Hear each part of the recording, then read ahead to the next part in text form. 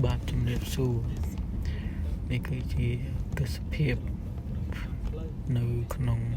រដ្ឋកូឡូរ៉ាដូទីក្រុង Denver សហរដ្ឋអាមេរិកចឹងយើងមើលទៅឃើញទស្សនភាពខែនេះគឺជាខែត្រជាក់យើងមើលទៅខាងតាមផ្លូវស្មៅឯងវាអត់សូវមានទេដល់ខែនេះស្មៅឯងវាងាប់ហើយវាអត់ងាប់ទេគាត់ថាវាខែហ្នឹងស្មៅហ្នឹងវាស្ពូនស្លឹកឈើអីជ្រុះអស់ហើយខែនេះអត់ដូចនៅស្រុកយើង នៅស្រុកយើងខែត្រជាក់ទេសភាពដើមឈើអីពណ៌ស្រស់ស្អាតខៀវស្រងាត់ស្អាតហើយនៅស្រុកនេះអត់ទេខែត្រជាក់ហ្នឹងគឺដើមឈើស្លឹកឈើអីវាជ្រុះវាងាប់ដើមនៅសល់តែដើមស្លឹកអីវាអត់មានទេវាមិនសូវ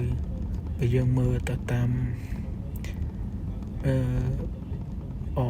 ទេសភាពតាមផ្លូវនោះមើលទៅវាមិនស្អាតប៉ុន្តែបើយើងមើលទៅលើភ្នំនៅសតកឃើញថាបើយើងបានទៅដល់វិញស្អាតដែរគឺពណ៌សលាយជាមួយនឹងពណ៌ខៀវទៅនឹងផ្ទៃមេឃបន្ថែមទៀតទៅមើលទៅស្រស់ស្អាតម្យ៉ាងនៅស្រុកនេះវាស្អាតប្លែកម្យ៉ាងខែត្រជាក់ប្លែកបែបខែត្រជាក់អញ្ចឹងទៅហើយខែក្តៅអញ្ចឹងបែបប្លែកបែបខែក្តៅអញ្ចឹងទៅវាមើលវាមិនស្អាតថាទៅម្យ៉ាងមិនអញ្ចឹងទៅពេលខែក្តៅយើងបាន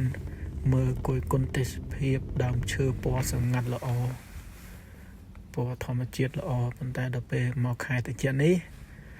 យើងមើលទៅភ្នំហើយបើសិនបើបើកឡានលេងតាមភ្នំមួយទៀតគឺថាពិតជាស្អាតដែរ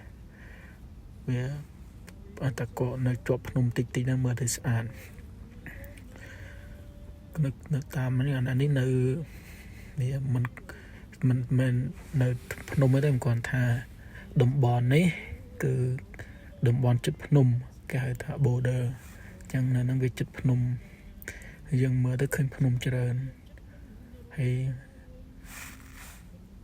ចឹងបើថ្ងៃទីពេលទំនេរទំអីហ្នឹងទំពេលណាទំនេរអត់ធ្វើការសៅរ៍អាទិត្យអញ្ចឹងបើកឡានដើរលេងតាមភ្នំគឺស្អាតដែរទេសភាពមួយយ៉ាងយើងបើកឡានអញ្ចឹងទៅធ្វើអារម្មណ៍យើងសប្បាយមួយយ៉ាងដែរប៉ុន្តែដោយសារថ្ងៃនេះថ្ងៃអាទិត្យដែរតែគេឲ្យយើងមកថែមម៉ោងអញ្ចឹងក៏មកថែមម៉ោងទៅក៏បានផ្ដិតយករូបថតវីដេអូទេសភាពតាមផ្លូវឲ្យបងប្អូនយើងមើលថាតើស្រុកនេះវាទេសភាពបែបម៉េចដូចតែយើងដែរអត់ថាទៅដូចតែគ្នាមើលទៅមិនចឹងទេបងប្អូននេះបាទខ្ញុំមានតែប៉ុណ្្នឹងទេសូមជម្រាបលាអរគុណច្រើនពេលវាធ្លាក់ snow ហើយនេះធ្លាក់ snow មកហើយនេះមើលទៅមេឃស្អាប់ហើយនៅលើភ្នំហ្នឹងពងធ្លាក់ដែរហ្នឹងនេះធ្លាក់ពី3ថ្ងៃហើយប៉ុន្តែយើងអត់ទាន់បានយកវីដេអូហ្នឹងមកបញ្ចូលសំឡេងដើម្បីឲ្យមានសំឡេងនៅក្នុងហ្នឹងហើយធ្លាក់មកអានេះយើងវាប្រសិនបើធ្លាក់ជាប់គ្នា2ថ្ងៃ3ថ្ងៃវិញនៅតាមផ្លូវហ្នឹងនៅស្នូជាប់នៅដើមឈើហ្នឹងវិញក៏ស្អាតដែរមើលទៅវាដូចពណ៌ silver ចឹងពណ៌ប្រាក់ស្អាតណាស់តែនេះដោយសារវាធ្លាក់មិនតិចវាធ្លាក់យប់អីចឹងទៅ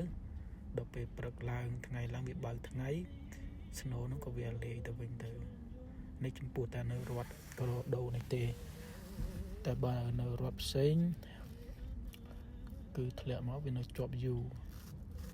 វាខុសគ្នាធ្លាក់មកមកទឹកអីនោះបានលាយអញ្ចឹងកាលវាជាប់ IC បើកឡាននេះល្អិលតាមផ្លូវអញ្ចឹងទៅប៉ុន្តែនៅកូឡូរ៉ាដូនេះអត់អីទេយើងបើកទៅពេលអត់ទៅពេលវាធ្លាក់ snow មកអញ្ចឹងតែមិនបើកថ្ងៃ ធ្លាក់មកទៅធ្លាក់ថ្ងៃហ្នឹងហើយស្អែកឡើងមិនបើកថ្ងៃគឺវាអត់លាយអស់ហើយវាអត់នៅទេវាអត់នៅ IC នៅកកបើកឡានបបាក់អីគឺអត់ទេនៅស្រុកគាត់ថាវាបបាក់មួយយ៉ាងបើកឡើងខែ snow ហ្នឹងគឺឡានយើងនេះក៏ក្រិចមកអត់ស្អាតទេនេះ គឺជាទេសភាពពេលតែមេឃស្រឡះប៉ុន្តែគាត់ថាខែហ្នឹងគាត់ត្រជាក់ដែរប៉ុន្តែមេឃវាស្រឡះយើងមើលទៅមិនឃើញអត់មានឃើញ snow ឯតាមផ្លូវទេគឺឃើញតែស្មៅដែលវាងាប់ដល់ពេលខែក្តៅវិញវានឹងលាស់មកវិញហើយនេះអ្នកជិះកង់នេះបើសិនបើយើងឃើញអញ្ចឹងយើងត្រូវជិះបើកវៀងទៅខាងនោះឲ្យឆ្ងាយទៅអត់មានបើកចិត្តទេនៅស្រុកនេះគឺផ្ដល់អត្ថប្រយោជន៍ចំពោះអ្នកជិះឡានច្រឡំអ្នកជិះឡានសំទោសគឺផ្ដល់អត្ថប្រយោជន៍ចំពោះអ្នកដើរហើយនិងអ្នកជិះកង់គឺយើងមិនអាចទៅអមបើសិនបើឃើញមនុស្សគេចង់ដើរកាត់ផ្លូវយើងឈប់ឡានឲ្យគេដើរស្រុកនេះគឺគេខ្លាចអ្នកដើរគឺគេគ្រប់សិទ្ធិអ្នកដើរគេដើរទៅមុននេះចឹងទៅតាមផ្លូវនេះគឺ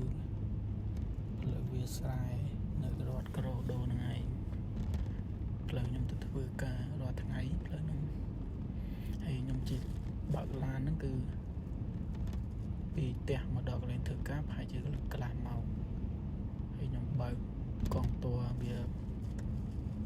80ទៅ75 60វាស្មើនឹង100យើងនៅខ្មែរ100ក្នុង1គីឡូម៉ែត្រនេះមកអាហ្នឹងភ្លេចបាត់ហើយប៉ុន្តែគាត់ថានេះគេហៅម៉ៃអញ្ចឹងវាខ្ញុំបើកឡានហ្នឹង80អញ្ចឹងពីផ្ទះមកដល់កន្លែងធ្វើការខ្ញុំវាចំណាយពេល30នាទីតែបើនៅស្រុកយើងវិញប្រហែលជា1ម៉ោងកន្លះបានមកដល់